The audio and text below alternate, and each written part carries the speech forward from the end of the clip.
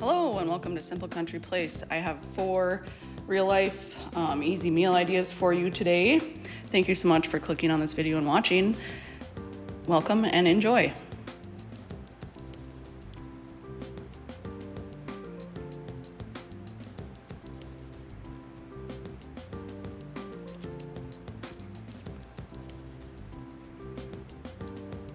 So this night I am grilling. So I am starting with the side actually. I'm making burgers and potatoes on the grill. So I have some diced up or cubed up potatoes and I am adding some onion to that. And for seasonings, our favorite is seasoned salt, lemon pepper, and parsley. And I'm just putting that all on, and then I will be putting on some tabs of butter on the top and then wrapping that all in tin foil or aluminum foil and putting that on the grill. And I put that on first because obviously the potatoes are going to take a little longer to cook than the burgers. And I didn't film myself actually grilling because I started the grill to let it heat up and then it started downpouring. So I had to be quick in and out because I didn't want to film in the rain. So for the burger seasonings, I am adding some garlic, salt, onion powder, and pepper and to both sides and throwing those on the grill. And we had a friend over this night, so I just made 3 burgers, one for my husband, one for the nephew, and one for my friend. We do not have all of our extra house guests anymore, so it's just back to the 3 of us living here. And I just did mustard, ketchup, mayo, pickles, lettuce, tomato, onions. We like all of the things. And I did toast the buns on the grill as well and fried up some bacon or baked it in the oven. So we had bacon cheeseburgers and those potatoes. Super simple but delicious. On this night, my husband wanted pizza, but I get sick of making the same thing over and over, so I wanted to try this like layered pizza idea I had. So I had some frozen marinara sauce that I had homemade during garden season in the freezer, so that's what I had heating up on the stove there. And for the pizza crust, I am using crescent roll dough and just kind of putting the seams together and, making it into like a single layer. And if I make this again, I would recommend actually 2 sheets or 2 crescent roll packages because I only had 1 and it was fine, but it would have been easier with 2 packages. So once I have that in a single layer, I am just putting that in the oven, not to bake fully, but to bake enough to come together. So my marinara sauce was heated up at this point, and I had some of that pizza sauce just in my fridge left over from another night, so I just threw that in and am letting that come together a little bit.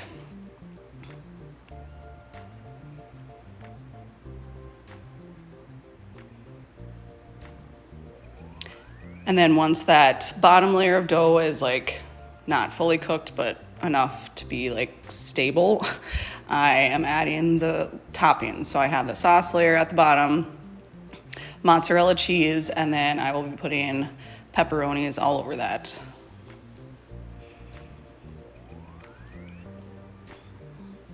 And you can obviously add whatever toppings you like. The boys' favorite is just plain Jane pepperoni pizza, so that is what I'm doing. And then I'm adding a second layer of the crescent roll dough, and this is where additional dough would have came in handy, but I made it work. So adding a second layer, and again, I'm putting that in the oven to bake, not fully bake, but just bake enough so that second layer of dough comes together.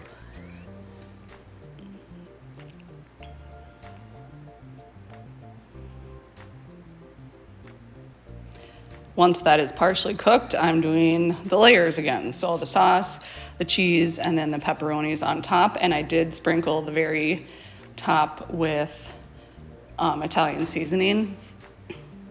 And then put that back in the oven to finish cooking, like the dough finish cooking, and then the cheese to melt, obviously, and pepperonis on top crisp up nicely.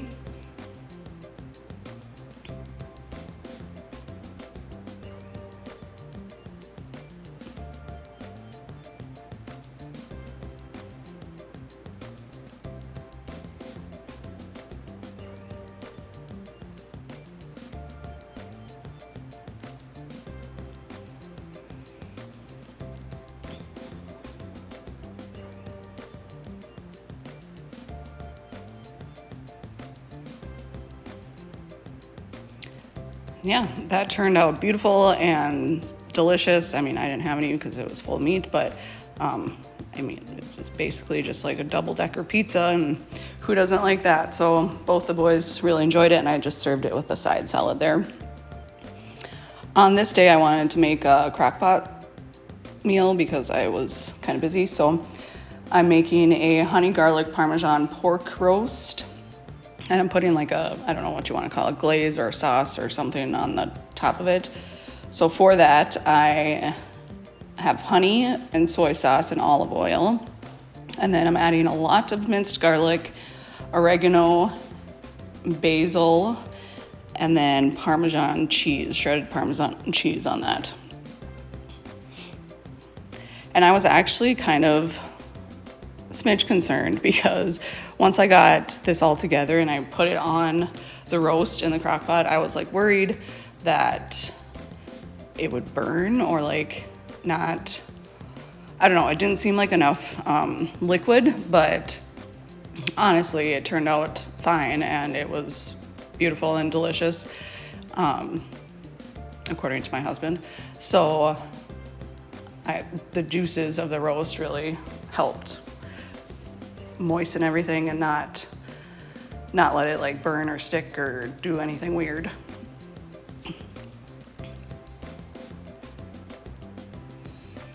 So I just have a small roast there. I actually got like a huge pork loin at Costco for a good deal, and then I just cut it up into like roast and froze it. So that's just part of the one I got. But I mean, it's only the three of us, and I don't eat meat, so we don't need big old roasts. And as you can see, I cooked that probably like 5 to 6 hours on low, and all that juice in the bottom. And I'm actually spooning some of that out because I'm going to be making gravy because I also made mashed potatoes. So spooning some of that juice out. And for the gravy, I started just with some chicken bouillon, or chicken broth I made out of bouillon cubes and water. And then for flavor and thickening, I have that juice that I took out of the crock pot, and I'm mixing that with some cornstarch and then adding that into the chicken broth there. And it did thicken up nicely. I just mixed it in and then let it simmer on the stove for a while, and yeah, thickened up nicely. And because of all that stuff I put in, like the crock pot, all the flavors, it really didn't need any additional flavors because all of that juice made the gravy very flavorful. So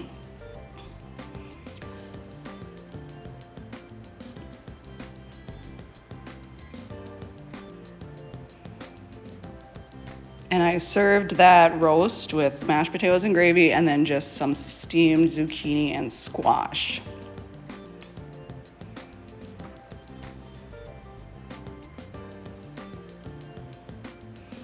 On this day, I'm making just like a super simple one pan. Well, I used more than one pan, but it could be a one pan thing. If I had pre-cooked chicken, it could have been. So I am making like a chicken and Ritz cracker casserole, and I have 2 chicken breasts there that I'm just cooking up to cube up, and I season that with salt, pepper, and garlic powder. And I have a diced onion that is in the bottom of that bowl there. I'm adding the cubed chicken, and then I will be adding cream of chicken soup, sour cream, and then seasonings of salt, pepper, and parsley. And mixing that all together.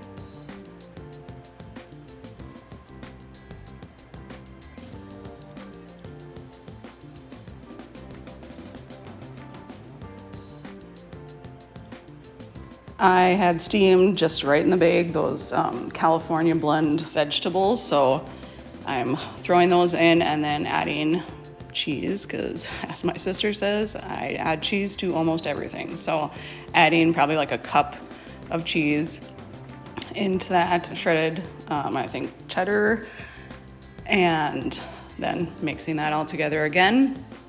And I will be putting this in a sprayed casserole dish.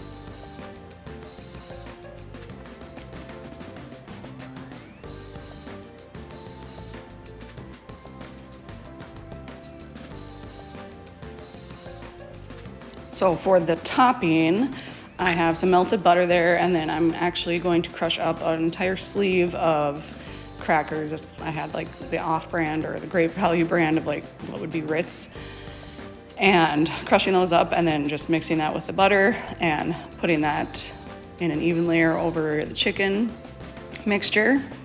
And it's just super simple. Covered this and put it in the oven. I did uncover it like at the end and then let it, like once the mixture and stuff was like bubbly, I took the covering off and then kept it in the oven for a while. And it turned out really good. Everyone enjoyed it. I make like variations of this with different toppings and stuff.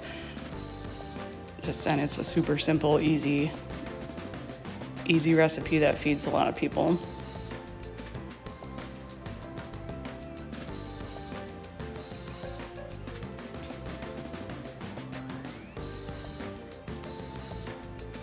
And I served that with biscuits, but you certainly don't need to. It could be the only thing you serve.